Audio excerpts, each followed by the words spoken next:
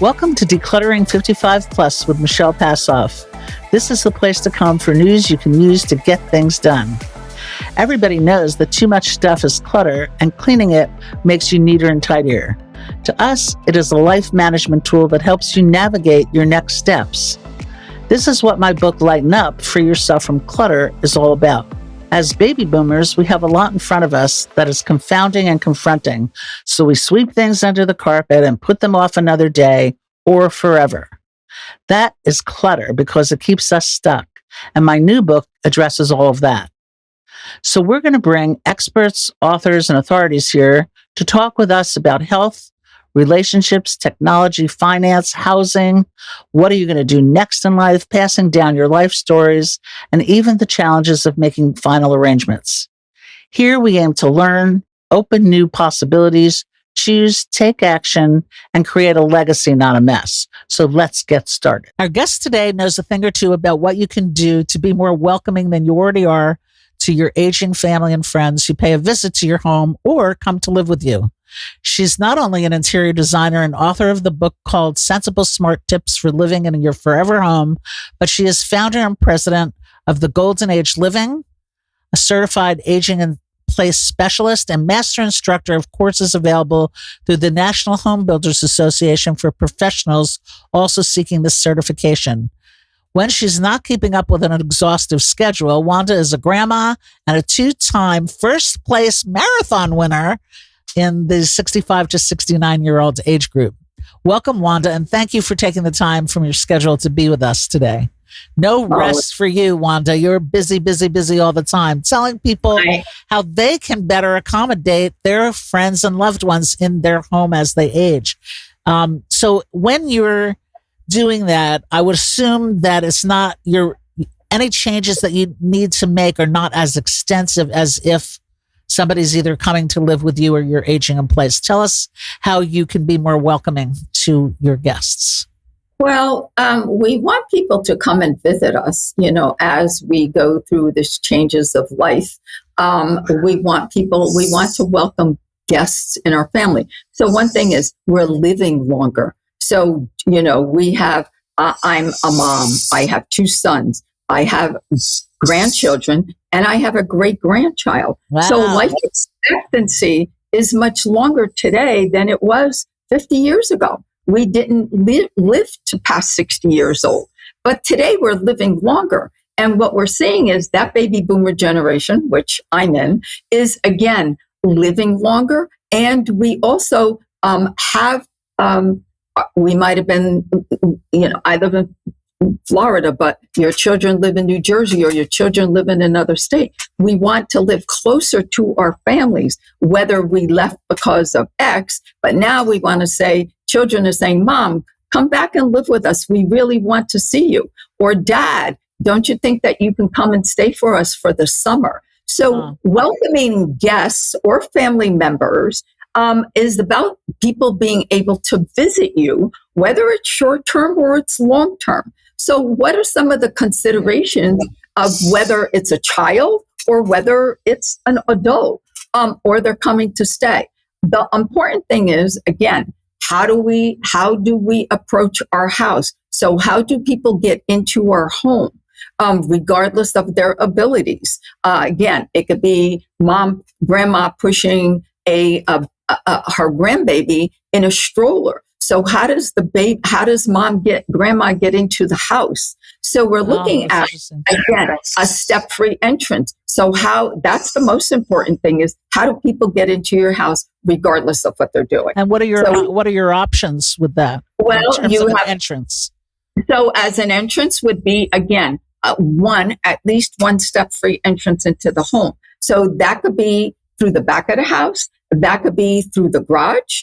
That could be through the side of the house. But you need to have one step-free entrance. Could it be a ramp or it has to be step-free?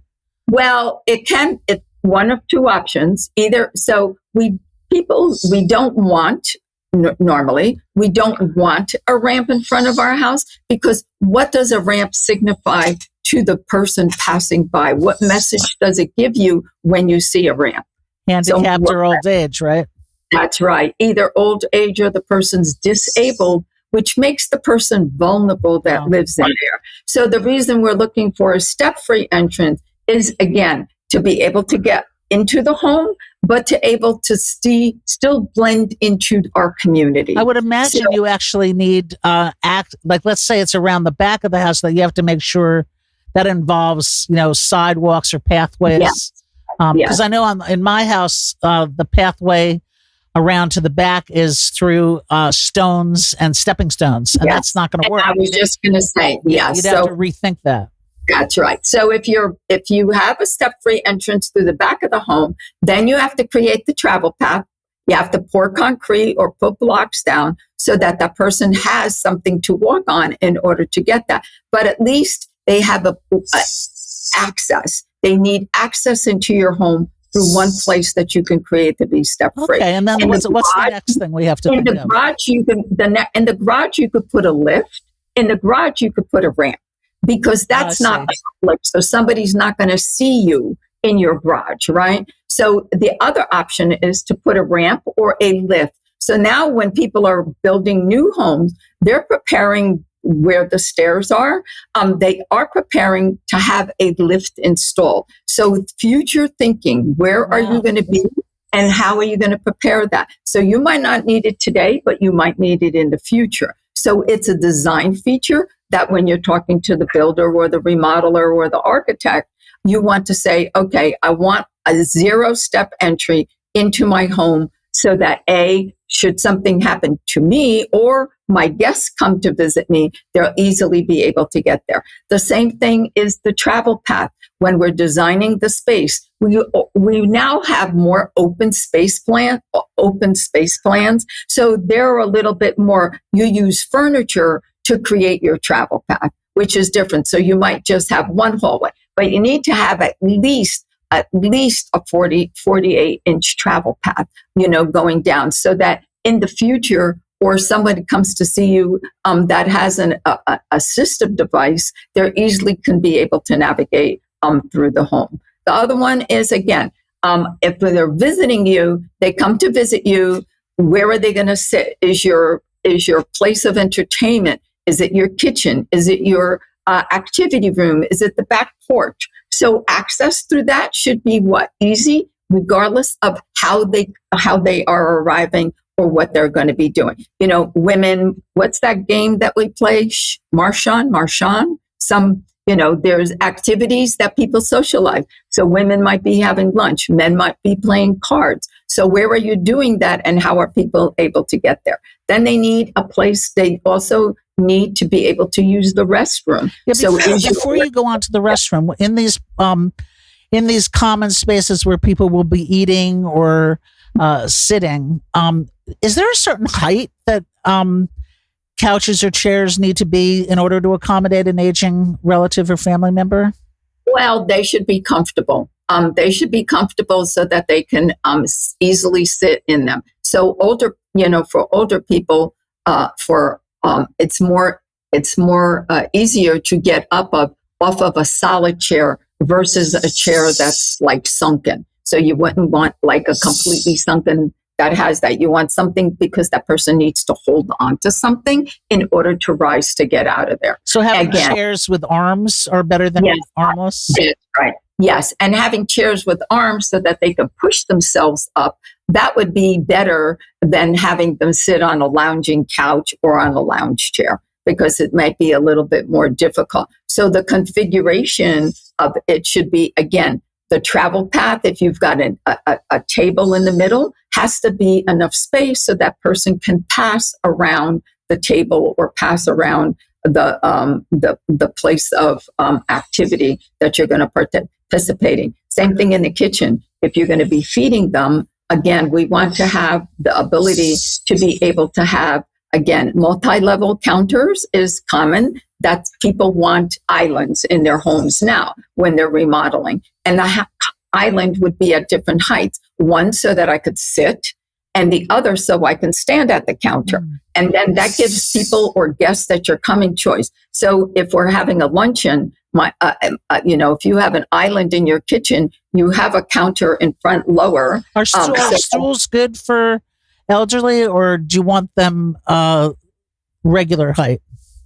No, they need a little higher. So again, the table height. So the counter would be, again, if I'm standing and I'm cooking, I'm going to be standing at a higher height. If I want a friend to sit in front of me. So that's going to be at table height, so that you can sit and the person can easily be able to communicate with you and maybe socialize and have a cup of tea while you're preparing food, or that you're entertaining. Again, and then being able to get into the restroom. Okay, so moving along from your common spaces to the restrooms, tell us how you can be more accommodating to elderly guests and visitors, or if a parent or relative comes to live with you, how do you address bathrooms? Well, so on the first level of the home, you should have at least one bathroom that, again, we mostly have what we would call a powder room, right? You just have a powder room that just has a toilet and a vanity in there. Yeah. So if space permits, a half bath. That's right. So that would be for a guest that's coming to visit you, because all they're going to do is wash. So again, the lavatory and the toilet should be comfort height for that person to see. We should have enough lighting so that we could see what we're doing in that space. And we should have, again, reinforced, I call them balance bars that are on there, so somebody has something to hold on to if they have to change direction or they have to pull themselves up. They have decorative balance bars that I call them balance bars. They have to be safely secured in the wall. But again, what do decorative ones look like? The only ones I know of are the steel, aluminum. I know. And no, there's zillions of beautiful decorative grab bars that are, yes, there's beautiful grab bars that you can get that are stylish. And again, their purpose is to help support us. Again, we need that near the toilet, and maybe near the vent where we're going to hang a towel. So you can, again, where the towel bar is, you can make sure that is, although towel bars, we don't want them too close, because again, people usually grab onto a towel when they're falling instead of the bar, so that doesn't make it safe for them. But we do want to have something near the toilet that helps them to. And you mentioned a comfort size. I didn't want that to pass over the conversation. Height, that's not too difficult to change out if you're having a relative frequently visiting or staying. It's a higher height toilet. Is that right? Yes, it's a comfort height toilet, so it's a little higher, so somebody doesn't have to, bend down so far. And and the other ones, which we also, I think, are just the best thing that came in since sliced bread, is the washlets. So a washlet. Do you know what a washlet? A washlet is a toilet seat that sits. It's a toilet seat that sits on top. That's on your toilet. And it allows dispensation of water. So it washes you and it blow dries you, and it helps to take care of your personal hygiene. Fancy. Now, is that something you can add on to a regular sized toilet? So you don't even need to change out the original. No. And for personal hygiene, I think that's the best thing since sliced bread. You can buy it in Home Depot. You could buy it in any of the stores. It's called a washlet. Okay. Costco and Toto was the first person that came out with a washlet. Costco sells a total washlet for under $200. I think it's $250 or $300. They used to be $7,000 when those toilets came out. You don't have to be even old to want one of those, no?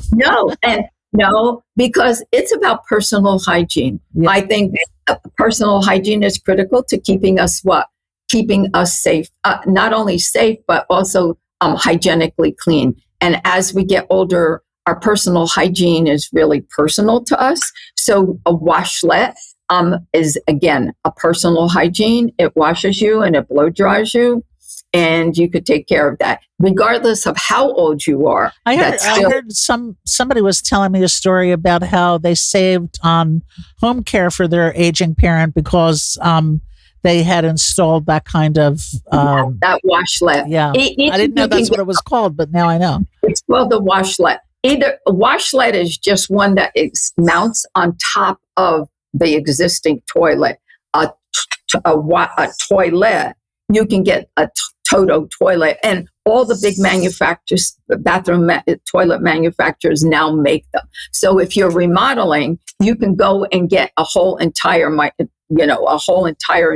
toilet, and that one gives you the features of the lid goes up and it washes you and it blow dries you and it washes you with warm water.